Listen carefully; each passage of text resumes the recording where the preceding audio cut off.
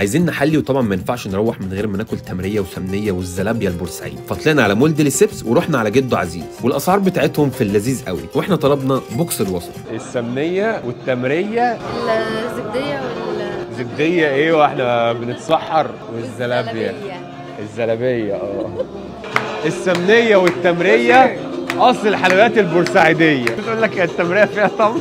بص السمنيه بتبقى مسمنه كده، الزلابيه حلوه برضه والله. والاجواء هناك ولا عرض.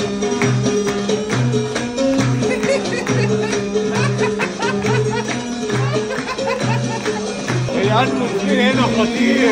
ايه ده؟